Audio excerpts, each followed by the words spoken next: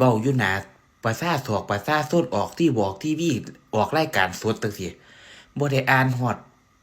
iPad บ่ได้อ่านฮอดโพยบ่ได้อ่านหยังความรู้ความสามารถเว้าคือสอนคนอยู่หน้าชั้นนี่คือสอนนักศึกษานี่สมเขาว่าเขาเป็นอาจารย์สมเป็นครูเป็นอาจารย์มีความรู้ความสามารถเว้าให้กว่าสอนอยู่หน้าชั้นเรียนหมู่เจ้าว่าบ่เว้าหยังออกมานี่ก็เป็นตาฟังมีหลักการเฮ็ดให้ประเทศไปหยังนี่เป็นตาพัฒนาหายหลายพี่น้องเอ้ยคนหยังคือคักคือแหน่แท้ผู้ใดบ่มักอันคนว่าคนก่อนเบิ่ง iPad เบิ่งนั่นเบิ่งนี่มาเบิ่งผู้นี้สู้ถูกใจสู้พอใจสู้ไปสู้สิเอาส่ำใดว่าเขาเก่งมีความรู้ความสามารถปานใดเขาเว้าอยู่หน้าให้คนหน้าสั่นเรียนคือสอนเด็กน้อยนี่เบิ่ง2คน3คนนั่งเฮ็ดหน้าตาเซเวอยู่มันฮู้เรื่องฮู้ราวนำเขาบ่เขาเว้าหยังมานั่นเขาเว้าหยังมีหลักการหลักเกณฑ์มีโอ้ยเป็นแต่ประเทศไทยพัฒนาไปกว่านี้คักหลาย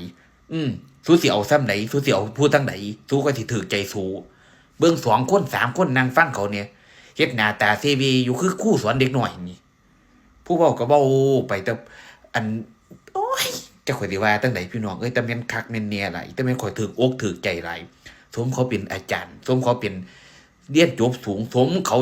มีความรู้ความสามารถสมเขาเว้าหยังมาก็เป็นตาถูกอกถูกใจหลายมันถูกอกถูกใจพี่